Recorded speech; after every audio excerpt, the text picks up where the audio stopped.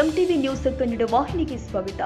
ರಾಜ್ಯದ ಆಡಳಿತ ಭಾಷೆ ಕನ್ನಡ ಆಗಿರೋದ್ರಿಂದ ಎಲ್ಲವೂ ಕೂಡ ಕನ್ನಡದಲ್ಲಿಯೇ ಪಾಲಿಕೆ ವ್ಯವಹಾರ ಆಗಬೇಕು ಅಂತ ಪಾಲಿಕೆ ನಾಮನಿರ್ದೇಶಿತ ಸದಸ್ಯ ರಮೇಶ್ ಸೊಂಟಕ್ಕೆ ಒತ್ತಾಯಿಸಿದ್ದಾರೆ. ನಗರದ ಪಾಲಿಕೆ ಪರಿಷತ್ ಸಭಾಂಗಣದಲ್ಲಿ ಗುರುವಾರ ಸಂಜೆ ಹಮ್ಮಿಕೊಂಡಿದ್ದ ಸಾಮಾನ್ಯ ಸಭೆಯಲ್ಲಿ ಮಾತನಾಡಿದರು. ಭಾಷಾ ವಿಷಯ ಆಧಾರದ ಮೇಲೆ ರಾಜಕೀಯ ಮಾಡಿಕೊಂಡಿರುವ ಕನ್ನಡ ಕಲಿಯಲು ಯಾಕೆ ಮುಂದಾಗ್ತಾ ಇಲ್ಲ ಅಂತ ಅಸಮಾಧಾನ ವ್ಯಕ್ತಪಡಿಸಿದ್ದಾರೆ.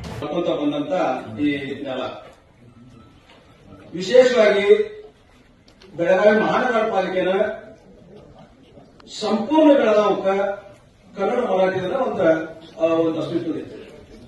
ಇತ್ತೀಚಿನ ಏನು ಮಹಾನಗರ ಪಾಲಿಕೆ ಚುನಾವಣೆ ಏನಾಯ್ತು, ಆ ಚುನಾವಣೆಯೊಳಗ ಏನ್ ಪಕ್ಷ ಚಿಹ್ನೆ ಮ್ಯಾಗ ಚುನಾವಣೆ ನಡೆದಾಗ ಭಾಷೆ ನಾವು ವಿರೋಧ ಮಾಡಂಗಿಲ್ಲ. ನಾವು ನಮ್ಮ ಸ್ನೇಹಿತರು ಮರಾಠಿ और हमारे सोटे की सर भी बोले कि हम कोई भी भाषा के अगेंस्ट में नहीं है और सब लोग हमें करते हैं. तो मेरी रिक्वेस्ट है कि जैसा कन्नड़ा मराठी वैसे ही उर्दू का भी एक ट्रांसलेशन रखने को अच्छा है. हम भी यहाँ पे 14 सदस्य है और एमएलए साहब है, सब लोग है.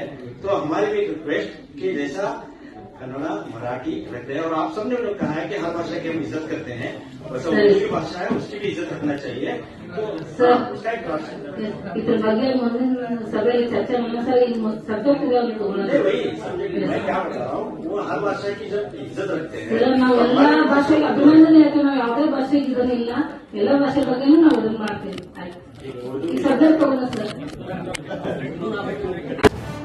ತಾಜಾ ಸುದ್ದಿಗಾಗಿ ಎಂಟಿವಿ ನ್ಯೂಸ್ 24x7ಗೆ ಸಬ್ಸ್ಕ್ರೈಬ್ ಮಾಡಿ ಮತ್ತು ಬೆಲ್ ಐಕಾನ್ ಅನ್ನು ಒತ್ತಿ. ತಪ್ಪದೇ ಲಿಂಕ್ ಶೇರ್ ಮಾಡಿ.